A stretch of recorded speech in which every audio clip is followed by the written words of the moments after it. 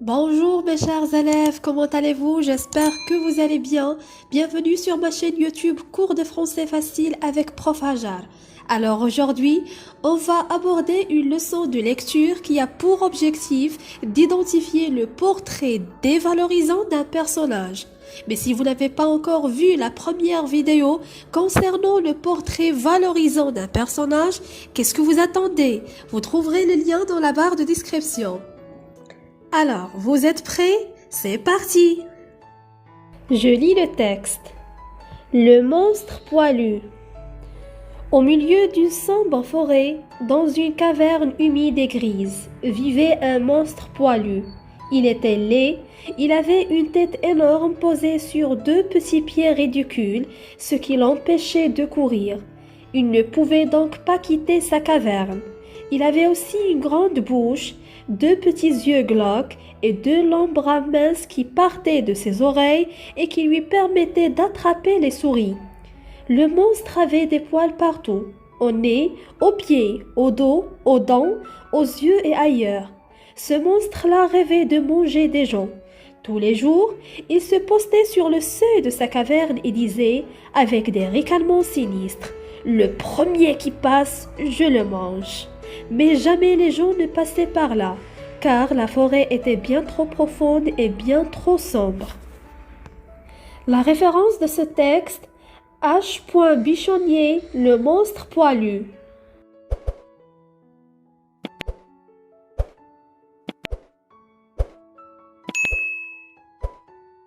Alors le titre de ce texte, c'est Le monstre poilu. Le nom de l'auteur, c'est Henriette Bichonnier. La source, il s'agit d'un conte qui s'appelle Le monstre poilu. Le personnage principal de ce texte, il s'agit d'un monstre poilu. On a un seul personnage. Où vivait ce monstre? Il vivait au milieu d'une sombre forêt dans une caverne humide et grise. On passe maintenant aux questions de compréhension. La première question. Je consulte un dictionnaire pour expliquer les mots suivants. Monstre, caverne, poilu, ridicule, glauque, ricanement sinistre. Alors voilà l'explication de chaque terme. Monstre, c'est un personnage gigantesque, effrayant et fantastique. Caverne, un trou creusé dans une montagne. Poilu, un personnage qui est couvert de poils. Ridicule, dont on est porté à rire, c'est-à-dire qui fait rire par un caractère de laideur. Glauque, de couleur vert tirant sur le bleu. Ricanement, rire exprimant une joie immense. Sinistre, qui annonce le malheur et le danger. Ricanement sinistre, c'est-à-dire un rire forcé ou moqueur. La deuxième question. Je relève dans le texte les adjectifs qui caractérisent le monstre. Alors, les adjectifs qui caractérisent ce monstre sont poilu, laid, énorme, petit, ridicule, grande, petit, glauque, long, mince et finalement l'adjectif sinistre. On peut constater que tous ces adjectifs sont des adjectifs qui sont dévalorisants. Alors, la nature du portrait du monstre, c'est un portrait dévalorisant, c'est-à-dire négatif. Dévalorisant signifie négatif. On passe maintenant à la question numéro 4. Je relis le texte et je complète la grille suivante. Voilà le texte devant vos yeux. Lisez-le silencieusement, puis complétez le tableau suivant. Les éléments décrits: monstre, tête, pieds, bouche, yeux, bras, oreilles. Quels sont les adjectifs utilisés pour décrire chaque élément? Alors, les adjectifs utilisés pour décrire le monstre sont poilu et laid. C'est un monstre qui est poilu et laid. La tête, une tête qui est énorme. Les pieds, petits et ridicules. Deux petits pieds ridicules. La bouche, il avait aussi une grande bouche. Les yeux sont petits et glauques. Deux petits yeux glauques. Des bras longs et minces. Deux longs bras minces. Et finalement, oreilles. Ils sont aussi longs qui lui permettaient d'attraper les souris. La question numéro 5. Je relève les deux verbes à l'imparfait qui servent à décrire. Alors, les deux verbes utilisés dans ce texte qui servent à décrire sont avoir et être conjugués à l'imparfait. Par exemple, il était, il avait, etc. La question numéro 6. Je relève le caractère du monstre à partir de l'expression ricanement sinistre. À partir de l'expression ricanement sinistre, on peut comprendre que le caractère du monstre était effrayant et horrible. La question numéro 7. Parmi les titres suivants, j'entoure celui qui convient à ce texte. Un monstre dangereux, un monstre ridicule, la caverne humide. Alors, pour moi, je vois que le titre qui convient à ce texte, c'est un monstre dangereux. Je justifie oralement mon choix à partir du texte. On a dit que ce monstre est dangereux. Pourquoi?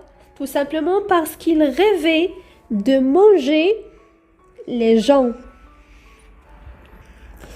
Et tous les jours, il se postait sur le seuil de sa caverne et disait avec des ricanements sinistres, le premier qui passe, je le mange.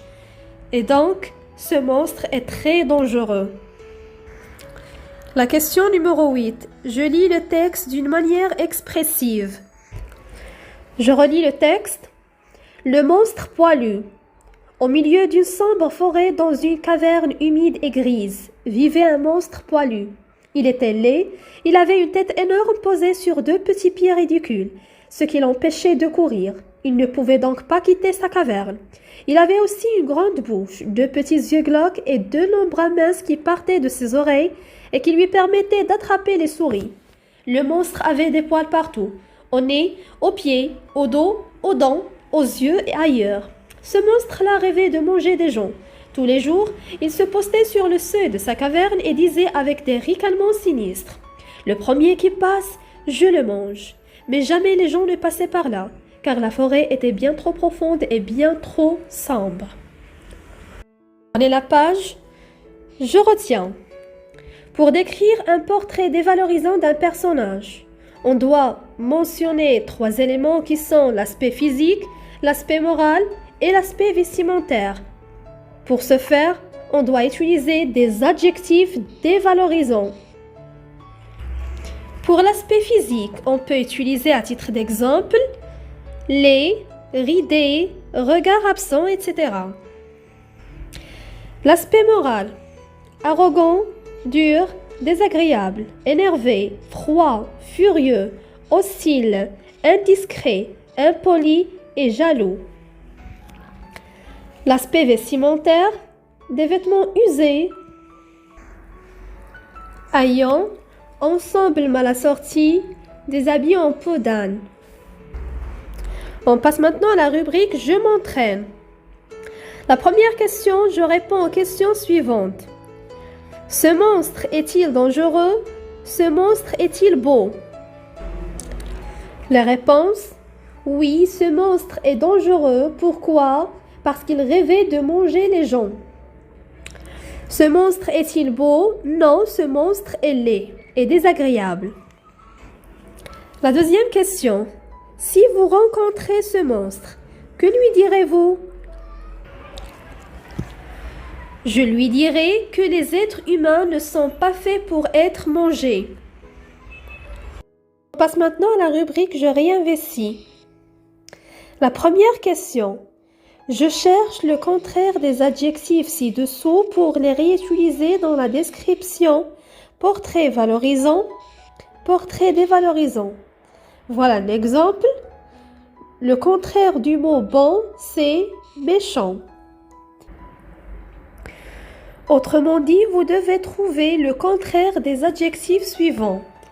Laid, aimable, énorme, honnête, petit, gentil, gros, souriant, faible. Voilà la correction.